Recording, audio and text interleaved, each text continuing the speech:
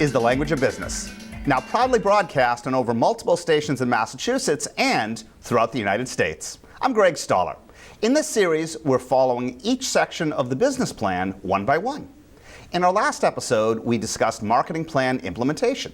Today, we move to the sales section and in particular, international business development. 毎年のことですが、私がつい先日、2週間海外の企業を訪れ、その戦略やビジネスを学んできました。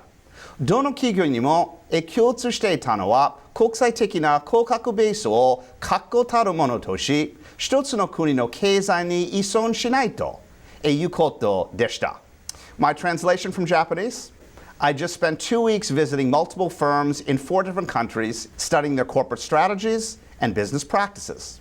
The common theme from this trip is the need to robustly support an international customer base and avoid dependence on a single country's economy. Our first guest is Ms. Kumi Inoue, CEO of a Tokyo-based company, Here and Now Incorporated. Her firm provides global business communication seminars and training, including business English language classes for their primarily Japanese customer base, but is also equally involved in conference and business interpreting and translation services. It's the second portion of their business, which requires regular international sales development. Inoue-sama, おはようございます。おはようございます。こちらの番組に出ていただきまして大変感謝しております。よろしくお願い申し上げます。お願いいたします。So, welcome to our show. How do you market and advertise your company to help your Japanese clients expand internationally outside of Japan? First of all, I'm very impressed with your Japanese. Thank you. Thank you very much. And actually, there are many Japanese companies, as well as Japanese government, who are keen on the so-called globalization. Okay. And speak English, that's what they keep saying. Excellent. So everyone is aware of the need for globalization.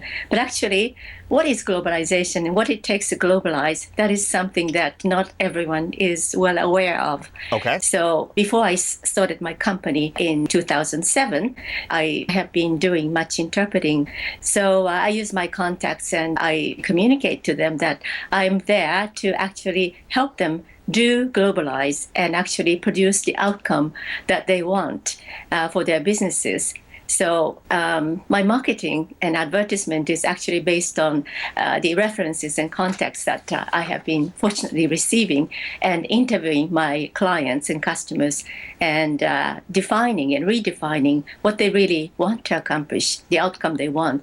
Okay. As a result of globalization. Would you prefer a smaller customer base of Japanese companies which generate more revenue per client, or the opposite, where you're supporting multiple smaller clients? Well, my value proposition is based on the leveraging my expertise, my personal expertise as a global communicator, a professor, teaching and doing at the same time over the decades. So that's what I can propose. So that means that I have to be there for my clients and do the actual training and seminars.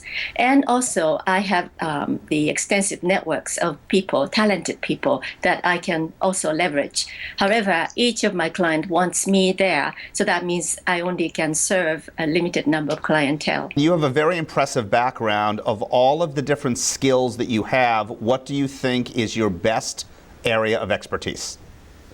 My best area of expertise is to actually share the philosophy of globalization and actually do it and make a difference in the world, which is, I define globalization to be accommodating diversity and inclusion.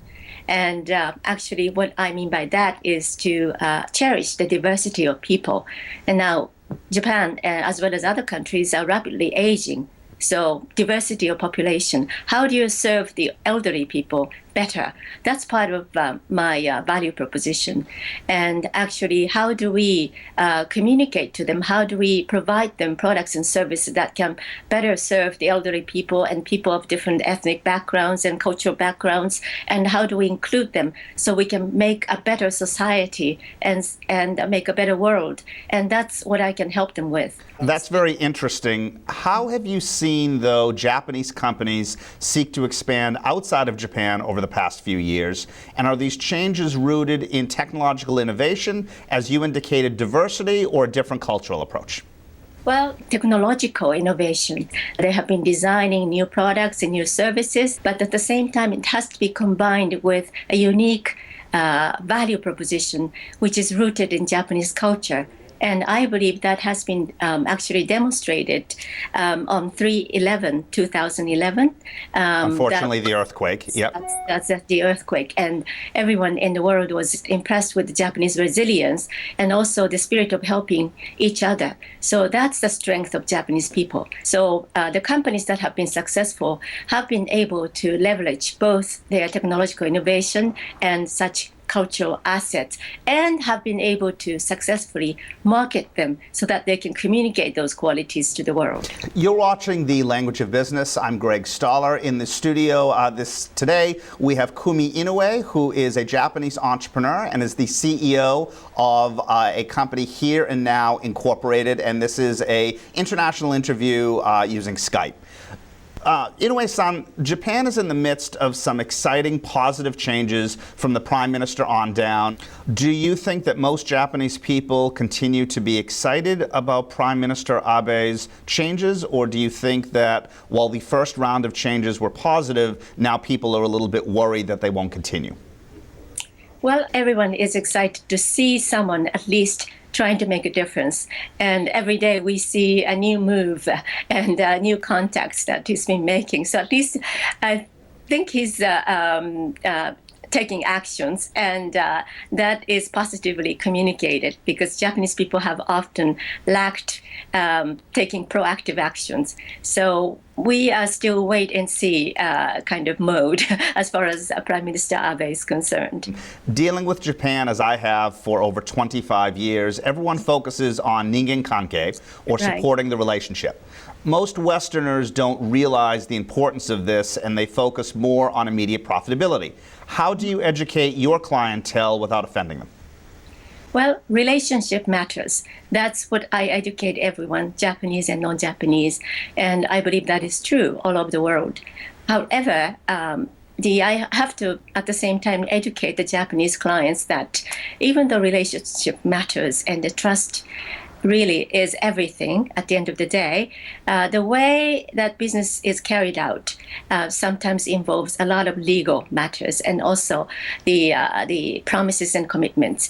So often they have to be careful about their mannerism. For instance, when something goes wrong, even though you don't know whose fault it is, Japanese companies tend to say, ご迷惑をおかけして申し訳ありません. I'm sorry for inconveniencing you. And they bow very deeply. Right. Because that is the way it's expected in Japanese culture. That is to apologize to the fact that people are troubled, even though you may not be responsible for it. But if you do the same thing in the Western environment, they might take it wrong. They might think that's the admission of guilt. Right. So that's why I have to advise Japanese companies that they can express their feelings and their compassion towards what has happened and the fact that people are troubled, and they can say it is quite regrettable and we're doing everything to investigate the matter, but they should not say I apologize or I'm sorry for inconveniencing you, because that could miscommunicate. So something like that I have to educate. And advice for non-Japanese people who want to do business in Japan? Well, sometimes non-Japanese people, when they come, they would want to do it their way, and they might insist on communicating their way. And they might say, well, do you think our business can continue? Is there a good chance? Yes or no? And the Japanese people, their way of responding is often by explaining the background. Well, we've had good relationship in the past 10 years, blah, blah, blah. And then sometimes they intervene and say, so what is your answer? Do you think we can make it or not? And the Japanese person is just shocked. Taken aback. Because the logic is different. Well, they have to first of all say, well, it is very difficult to answer that. But let me first of all explain the background. Maybe if they do that, the non-Japanese client might be a little bit more patient. But when it comes to advising non-Japanese, I would say that be a good listener and be patient and let the Japanese speak. And maybe even though they start off from a long explanation as to the background history, but they're going to get there. And then they would say, because of this, well, I think, well, we might have a chance of going forward. But if the counterpart does not listen to the end, you might actually lose the opportunity. Excellent. 大変勉強になりました。ありがとうございました。ありがとうございました。Thank you, Inoue-san. We've looked at sales management from a perspective of supporting Japanese clients going outbound, where Ms. Kumi Inoue's company helps them succeed in overseas markets. But what happens if your international sales management is only focused on international markets themselves, where you need to source products from overseas? We'll hear from Bob Maslin next on The Language of Business.